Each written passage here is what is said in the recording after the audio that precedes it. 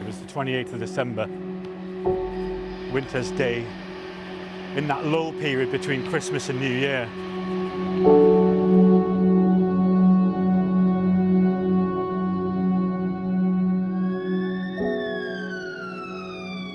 She was worried about what lay ahead in the weeks and months after her 18th birthday. She had no social media presence that we know of, very few friends, and unusually, no publicly available image of her exists. Who was she?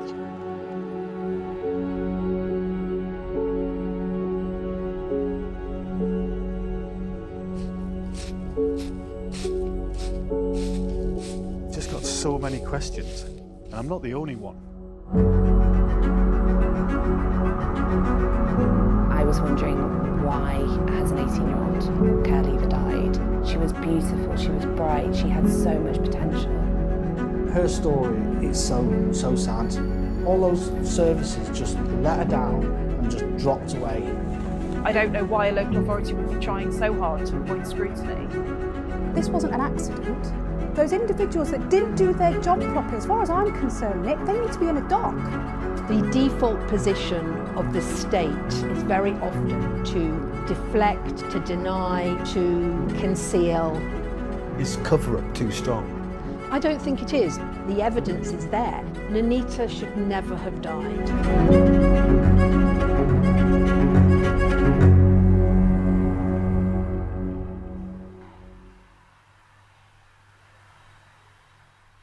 The impression I got was that everybody wanted this to be a tragic accident and then move on. And I was just totally outraged. I've been a teacher for about 37 years, worked with a lot of vulnerable children. I thought it might be a good idea to do mentoring of a child who's in care. I contacted charity Action for Children. I was accepted. I was matched with Nonita. She was 17 and slim. She liked things like Hello Kitty and Japanese art. She loved dogs and cats. She used to watch TV programs about animals.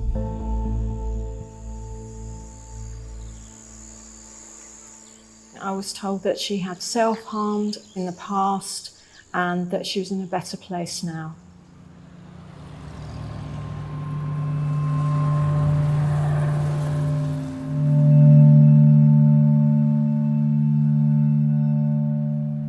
I went to Harrow in northwest London where she lived. We went to a Costa Coffee. She carried with her cuddly toys, particularly a unicorn, which she had on the outside of her bag. She also had some noise-cancelling headphones, which she put on a couple of times because she didn't like crowds or loud noises. She was autistic, she was bright, and what I did glean, which was immediately alarm bells for me, was that we were at the end of September and she was not in any school or college place. I just thought to myself, this is a vulnerable girl. Why isn't she in school, really? She was saying, I need to do something, I'm bored, I haven't got anything to do. Nonita emailed me thanking me for a nice day and she attached her CV. I like dealing with a wide variety of animals, from garden toads and spiders to dogs, cats and horses. I was a school math ambassador in Year 11. I also served as a school prefect and participated in a variety of extracurricular activities. I truly believe she could have lived a full life. With hindsight, if I'd known the level of distress that she was in, I would have handled things differently.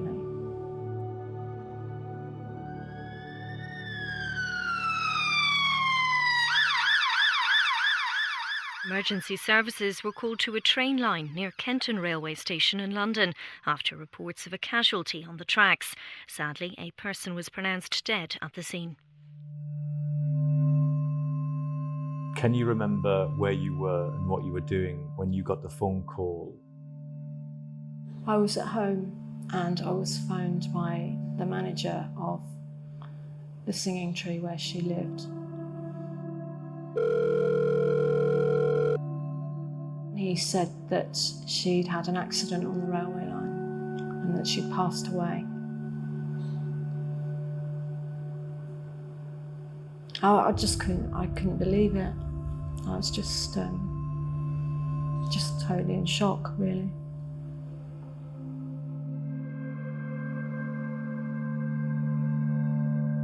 She had serious mental health issues, obviously, that I had no knowledge of.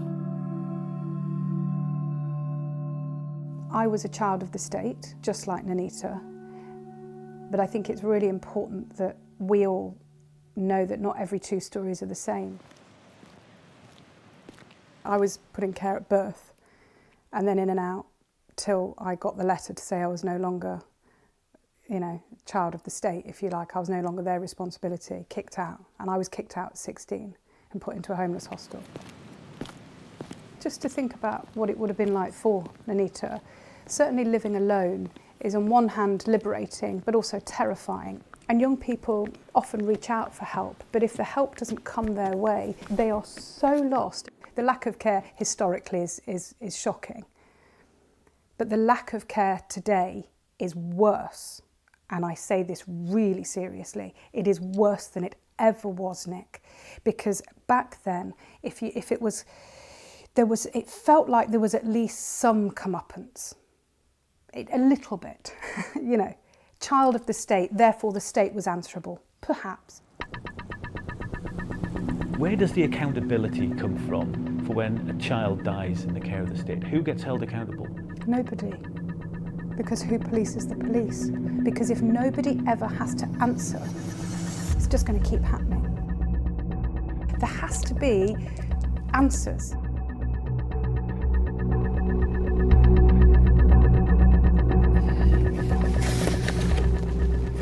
I'm Caroline Willow, the founder of Article 39 Children's Rights Charity.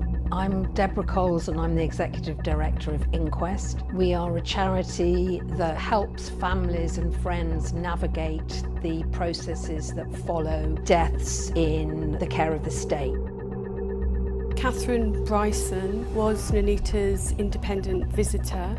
A friend of a friend put her in contact with Article 39 with me. What she shared was shocking and troubling. This was a child in the care of the state. The only place where there was going to be any public scrutiny about what happened would be through the inquest process.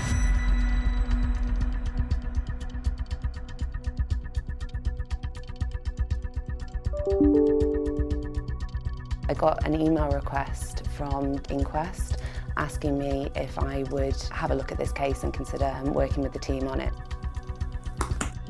An inquest happens when somebody dies unnaturally. So it might be, for example, that somebody is unlawfully killed or they take their own lives. We had no clue as to what had happened to Nonita. We had somebody who was literally just a name to us and who seemed to be quite invisible in a way that is really very unusual. My gut feeling is something must have gone seriously wrong here, but I don't know what. And at that point, that was a big question mark. Has this person been failed? The immediate question for us is, when was this inquest going to take place? Who was going to be represented? At that point, there wasn't involvement from the Singing Tree. There was no involvement from Action for Children. There was no local authority involvement. There's no suggestion that they'd been contacted by the Coroner's Court or that they got in touch with the Coroner's Court themselves.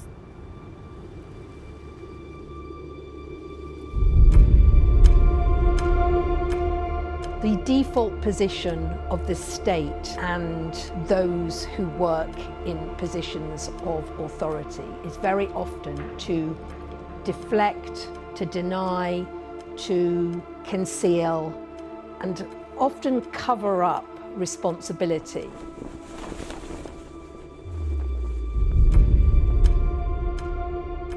Is it fair to say that Barnet Council would have preferred to have kept this quiet? I mean, is cover-up too strong? I don't think it is. They weren't initially represented as an interested party at that inquest, which I think is utterly shameful.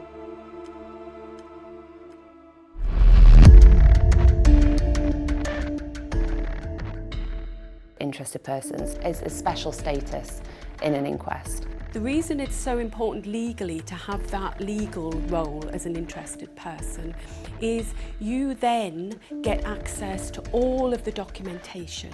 You can ask questions, searching questions. Very early on, that was the plan, was to have somebody in the room.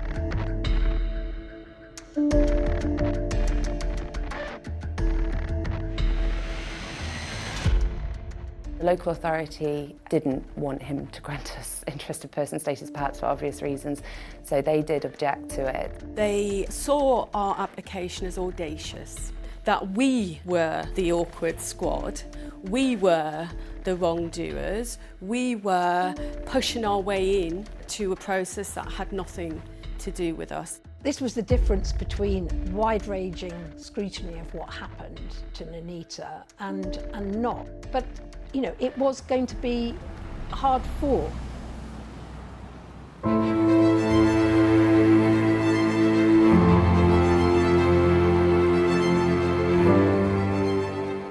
I remember we had a short 15-minute adjournment.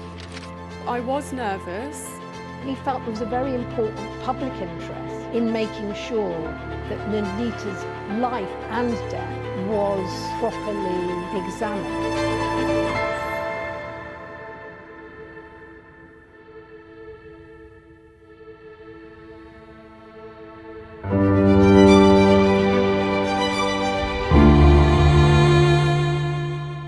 It was wonderful. It was absolutely the right thing. Yes, we can now do this. This was an extremely significant decision.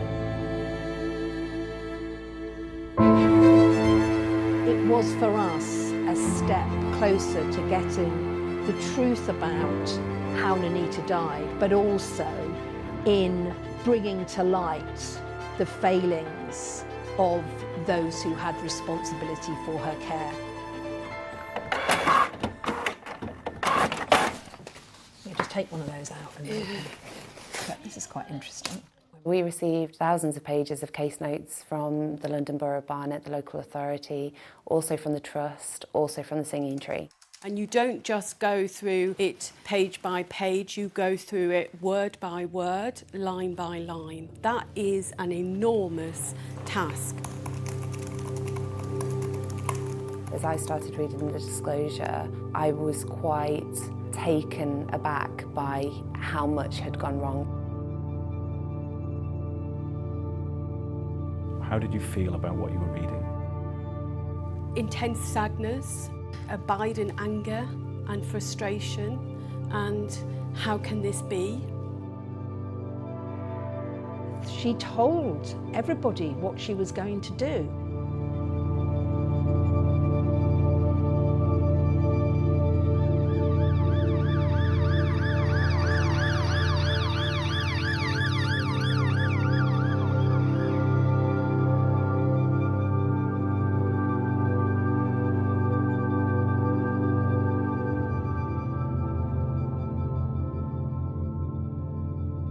She was deeply frightened and deeply unhappy and deeply troubled.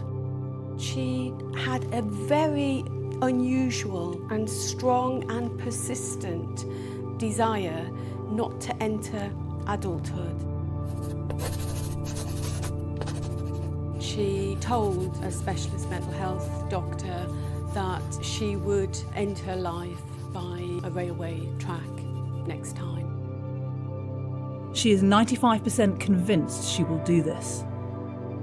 Young person is telling social worker as soon as she is discharged, she's going to train tracks to kill herself. The more that I read, the more I was concerned. Nonita shows carer self-harm scratches and asks carer, "Will you be my mummy?"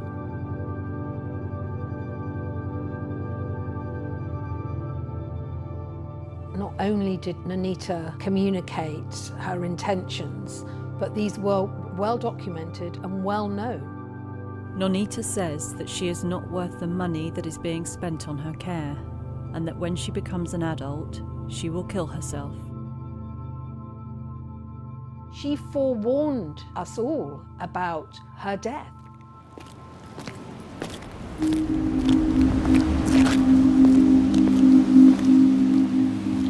In May 2022, Nonita became a looked-after child. That meant London Borough of Barnet was her corporate parent. Nonita was moved to supported accommodation in Harrow called the Singing Tree. The Singing Tree is one of our preferred providers as they provide a family environment and the local authority has experience of them being able to nurture and care for young people. So I'm George Julian. I'm a freelance crowd-funded journalist and I report from coroner's courts when learning disabled and autistic people die. We knew Nonita was placed in supported accommodation at the Singing Tree in Harrow. But I had a look at their website and I wasn't convinced from what they were saying that they were really necessarily an appropriate provider for a young, vulnerable, autistic woman with mental health difficulties. So I contacted them to ask what learning they had from Nonita's death and whether they were registered, and they declined to answer. I emailed Ofsted and asked them whether the Singing Tree were a registered provider, and they're not.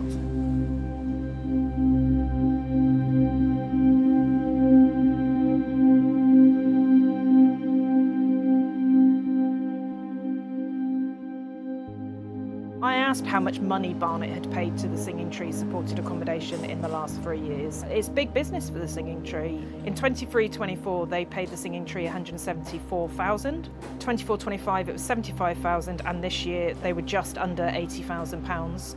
So it's not an insignificant amount of money for a small, unregulated children's home. The very senior members of staff at the Singing Tree did not have specialist childcare qualifications. She should not have been in supported accommodation legally. So I'm standing on the street where Nonita lived, and you know, from the outset, it is a normal suburban North London street. Cars parked up along the sides, the gardens are quite clean. And I'm not going to show you Nonita's house because vulnerable children are still housed there, but you know, it just looks like an ordinary family home.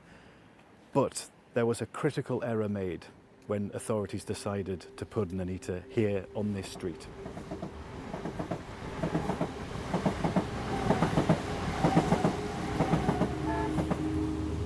You have to walk just a few hundred meters before you get to the train track. Nonita expresses discomfort about a nearby fenced railway.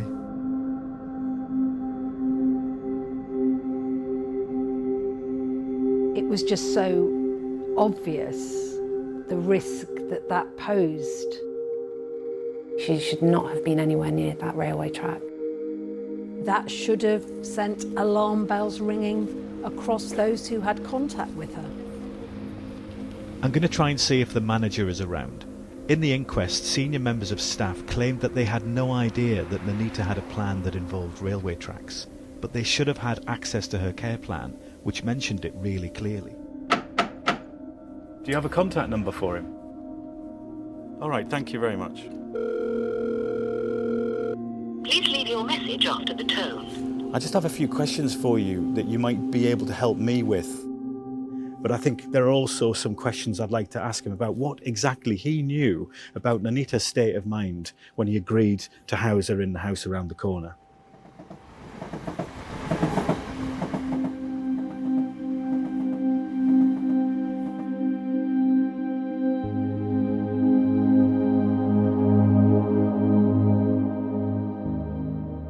Not only had Nonita told people how she would take her life, but also when and in what circumstances.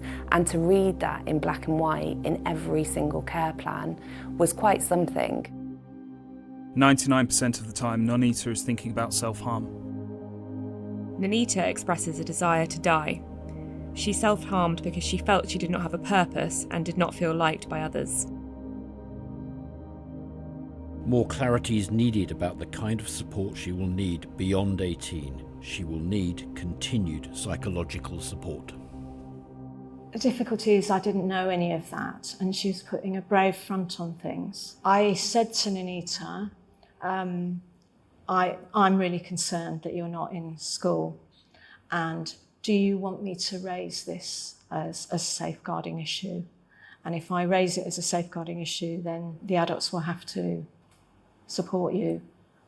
Do you want me to do this? And she said, yes, she did, very much so. On the charity's log form, it asks if there are safeguarding concerns.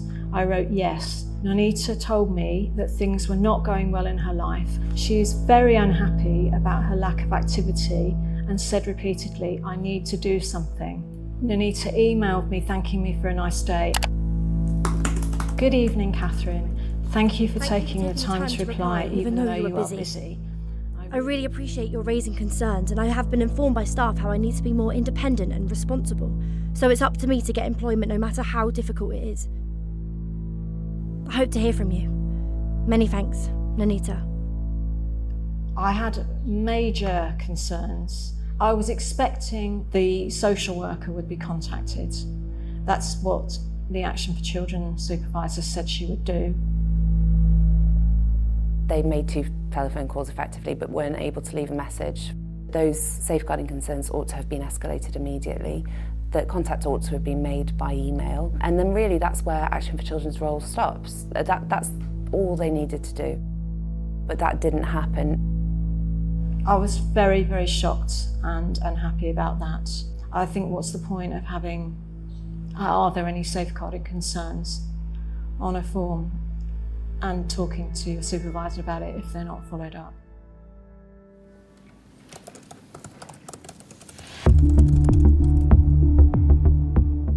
We really did want to speak to somebody from Action for Children because we had a lot of questions specifically about what they knew about Nonita at the time. Now, they've just got back to me and they have said no to an interview, which is a shame, but they have sent this statement. We are deeply sorry for the passing of Nonita. Action for Children was aware of a limited number of episodes of self-harm and discussed this with Miss Bryson. We have reviewed and strengthened our procedures. All concerns, including well-being, must be escalated and followed up in writing as soon as possible. Now, that doesn't really answer the question about how much they knew and why didn't they make more of an effort to pass on Catherine's concerns.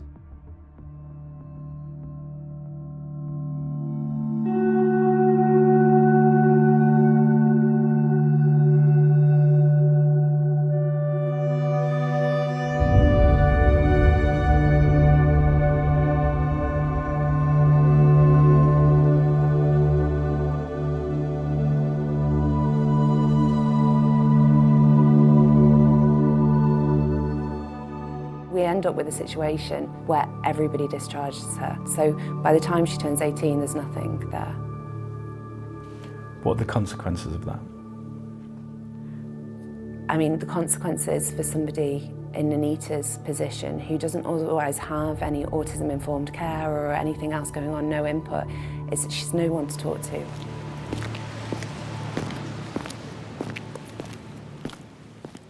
It must have been excruciating for her. Terrifying is probably an understatement. Very shortly before she died, she went to a care leavers Christmas party at the local authority, and her social worker got in touch with her by text to ask how it had gone, and they were going to rearrange a meeting. She sent something back to say that it was quite overwhelming and an upside down smiley emoji. And it's that sort of thing, that's very subtle indicator of what's going on in this person's mind. She didn't even know where she was going to be living. after her 18th birthday. You can kind of express that as almost absolute state abandonment at a time when she was crying out for that care, that protection.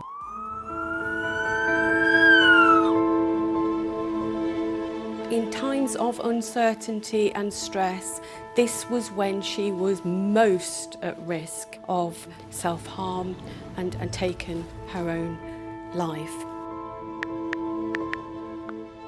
I have a great desire to learn and gladly accept responsibility and accountability and be proactive. My goal is to broaden my knowledge of diverse animal species, their care and management, as well as to develop a better understanding of animal behaviour and physiology.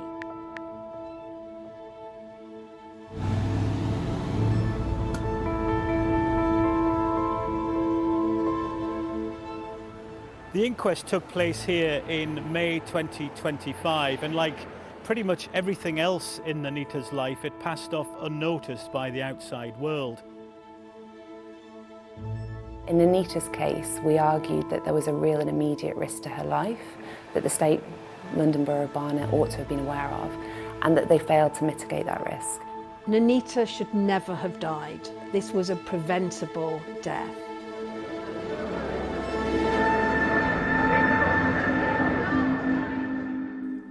Assessing all of the evidence in the round, including Nonita's previously recorded plans and discussions about railways and her ongoing mental health and extreme vulnerability, I find it probable that Nonita took the deliberate act of ending her young life.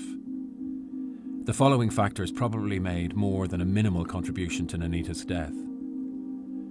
The absence of a coordinated transition from secondary school to college, the absence of a coordinated transition out of children and adolescent mental health services, leaving Nonita without any specialist mental health support as she approached a known and dangerous crossroads in her life. The absence of a coordinated transition out of children's social care, the absence of coordinated information sharing between various agencies inhibited effective assessment of the risk Nonita posed to her life. As a finding itself, it's huge. For a coroner to turn around and say that the gap in provision between children's mental health and adults' mental health contributed to somebody's death is massive. It doesn't happen very often. Not that it just may have made a difference, but that it did make a difference in this case. So I've just heard back from North London NHS Trust. Perhaps not surprisingly, they do not want to sit down and do an interview with us either. They have sent us a statement. That statement says, "We are committed to learning from Nonita's experiences and their death, and the coroner's findings and recommendations are a key part of how we will ensure to do this. We fully recognise that the care they received was not good enough."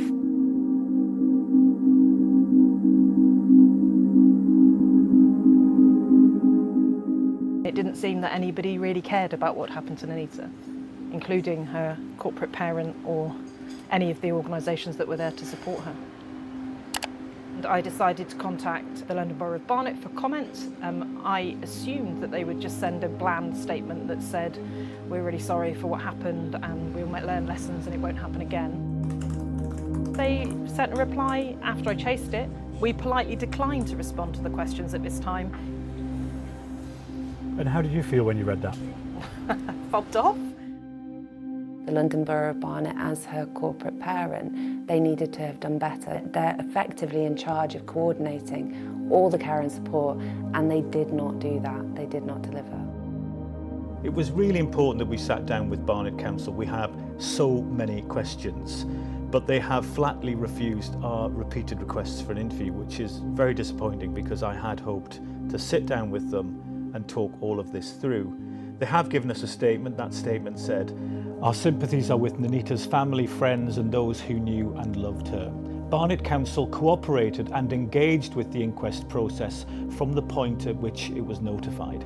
Now this is the interesting bit, engaged from the point at which it was notified.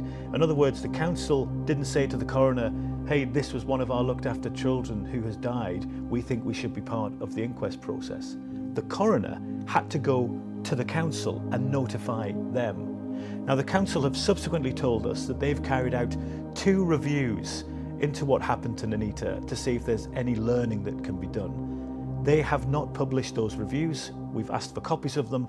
They've not been made available to us. This wasn't an accident. Nonita said, "I am going to kill myself. Please help me, please help me, please help me, please help me, please help me." And nobody helped her. But they were being paid to help her. Your money, my money, taxpayers' money. So those people, those individuals that didn't do their job properly, as far as I'm concerned, Nick, they need to be in a dock. I'm really angry. I'm really angry. And I'm very disturbed by this case, very disturbed. But it doesn't surprise me. Why she wasn't in a secure accommodation on suicide watch, I just don't know.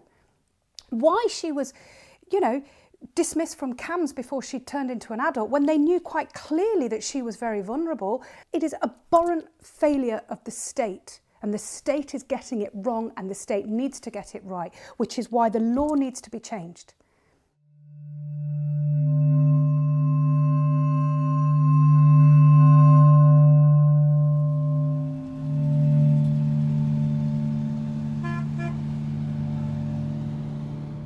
Care experienced people are 70% more likely to die prematurely than any other group. We live 20 years less, and that is just such a bad statistic that we need to fix.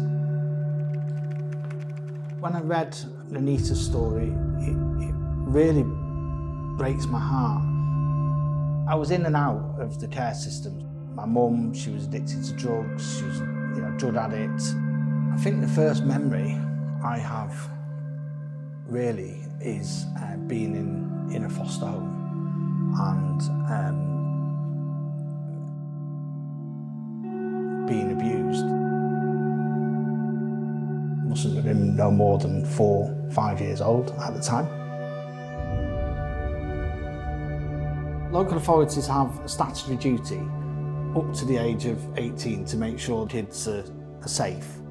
Once they get to 18 now, that's it. All that scaffolding from the care system that keeps them protected just drops away. Kids from care, they just have this countdown clock. When I'm 18, when I'm 18. She was crying out. She just didn't want to leave care, and all those services just let her down and just dropped away.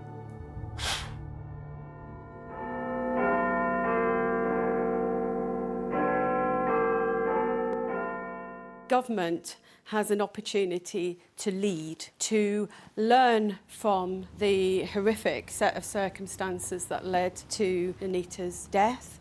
What children and adults need is the law to be behind them. Our focus, Madam Deputy Speaker, is firmly on children. Their life chances are the aim, their protection is the objective, their success is our common cause. This Children's Schools and Wellbeing Bill is written for them. It is introduced into this House for them. It will be implemented for them, for their safety, for their schooling and for their futures, and I commend this bill to the House.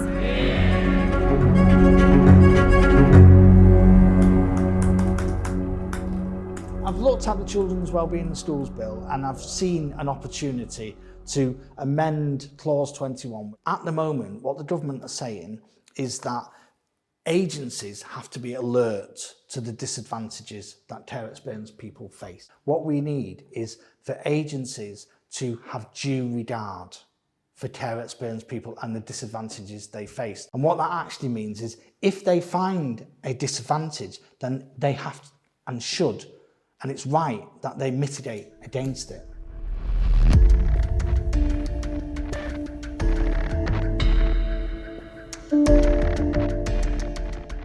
Being alert means that you could see somebody in the road, you're alert to them, but you can still run over them.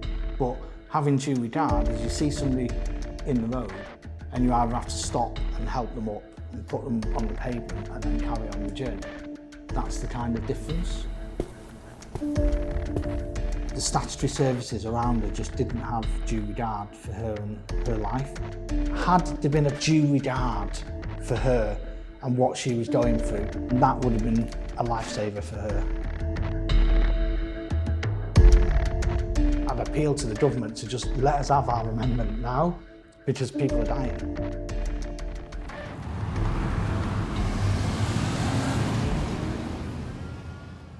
Nonita's case is a heartbreaking one. Everything she experienced during her life, the systemic failures that meant that she was badly let down by so many of the people in her life who should have been there to support her, and the circumstances in which her life ended, which are sadly all too common for children going through the care system. To be fair on you, Secretary of State, you are the only person in a position of power who has sat down with me to talk about this dreadful story. Who gets held accountable when a child dies in the care of the state? I think what you've just said there demonstrates the reason that we need to see big change across children's social care. Government has responsibilities in this regard, and the duties that we're bringing in will apply to government. When Nonita died, the local authority, her corporate parent, didn't have to say anything about being involved in the inquest process. Does the law need to change that when a child dies in the care of the state, the corporate parent can't just keep quiet about it? They have to be part of the inquest process and the accountability process from the get-go. I mean, certainly that is something I'd be willing to consider in light of the case and the work that you've been doing. I will look at any steps we can take to support children going through this system, to stop seeing so many tragedies as we do in the case of Nonita. Would you envisage allowing your own children to, let's say at 16, to live in a flat or a bedsit or accommodation with strange adults that they don't know in some kind of way to prepare them for independence? Would you do that? I think the principle I would bring to all of this... Presuming you wouldn't do that. I wouldn't do that as a parent. Yeah. I just want to establish whether you think that you would do that as a parent. No, and the principle that I bring to this area and to all decision making across education is, would I think this is good enough for my own children if I'm expecting other children to be in that situation? So no, we are bringing forward further tightening of the law around this, and why we're supporting councils with more investment to create better placements for children. 4 in 10 children today, as we speak, are in that kind of accommodation. We've got to make sure there's high quality support for children, for families, and placements where necessary, but I want to bring down the use of those kinds of placements. Some believe that your bill doesn't go far enough, and they want amendments to try and firm things up. You know, the government's resisting some of these amendments. What kind of government resists amendments which campaigners say would save children's lives? I have heard the voices of campaigners, many of whom, as you say, have had to fight for so long to have their experiences heard and understood. I do think the legislation gives us what we need, but what does need to happen alongside any change in the law is a culture shift, and that's where I think the role for campaigners, for those who've experienced this system at first hand, I want to continue to work with them to make sure we are supporting all children and young people to thrive. But of course my door is always open to campaigners to work together to do more. It doesn't sound like it is, with respect, because you will know that they are very clear about the distinction between being alert to something and having due regard. I do think the bill gives us what we need in that specific area, but is there more that we need to do as a country to support care experienced young people? Absolutely there is. I just wonder what you thought when you read about Nonita's story, that the day before her 18th birthday, she was discharged from CAMS. No one bothered to do a referral to adult social services. She had no education or training in place. She had no education healthcare plan. She was absent from school or college. She wasn't even told where she was going to live post 18. It's utterly heartbreaking and tragic to see the hopelessness that she ended up feeling, that meant she felt her life was not worth living. And that is sadly what we see for too many young people who go through the system. It's why we see so many deaths, as we do, through suicide or through other means. And it's why this government is determined to improve life chances for children. Nonita was seriously failed on so many levels by so many people. This case could be a significant turning point. Who gets held accountable for what happened to Nonita? Well, I think the coroner's findings are quite damning critical indictment of all the different agencies that had responsibility for Nonita's life and her care. It's not that individual professionals didn't care for Nonita and care about her. That was clear to me. They did and still do. It's about the system, the challenges.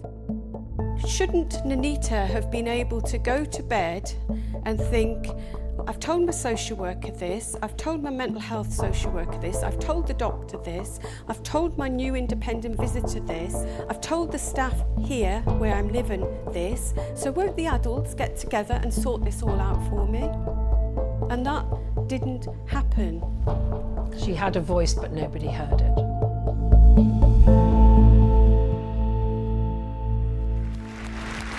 Samantha Morton. I mean, for me, this is really nothing short of a miracle. And I dedicate this award to every child in care today, or who's been in care, or is suffering, or who didn't survive. I think that if I can help anybody else because of what I've been through, even having a conversation with you today, it's my duty of care. It's my responsibility. I survived the care system, but have I survived? I'm 48. I think I've done all right, but my mental health is still, delicate.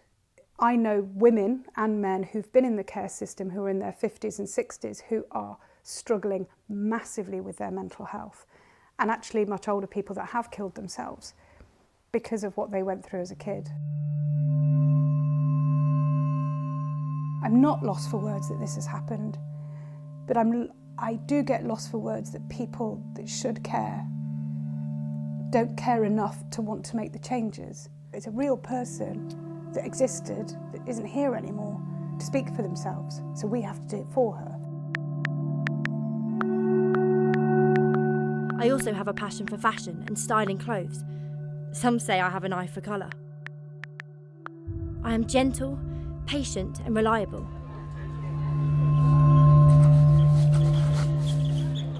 Nonita kept journals and diaries, and we saw through the inquest process one journal from 2022, but we didn't see any from 2023, and we know that they existed. Now, what should have happened with them, they should have been passed either to the coroner's officer, the police, or to her family. But as we understand it, they didn't go anywhere, and we don't know what happened to them. What, they've just disappeared? It seems so. I mean, I don't know where they are. Nobody else has been able to tell us where they are, but we know that at one time they existed. She drew beautiful artwork, actually. We happened to see some in some of the records that we got from the Singing Tree, and she was really very, very talented.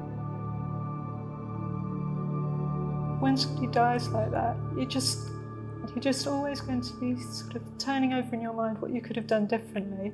I'm devastated and upset, but I'm also really angry that I wasn't told more information.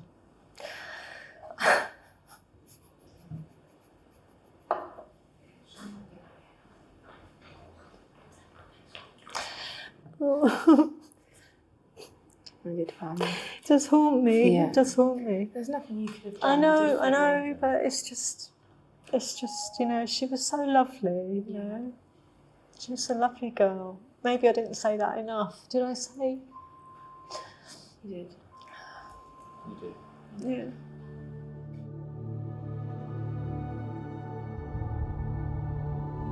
If it hadn't have been for Catherine Bryson, nobody would ever know about Nonita. We wouldn't even be sat here now.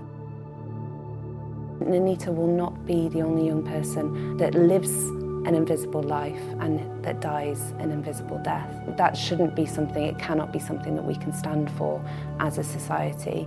Care leavers deserve so much more than that. And Nonita did. She was beautiful, she was bright, she had so much potential, and all of that was lost.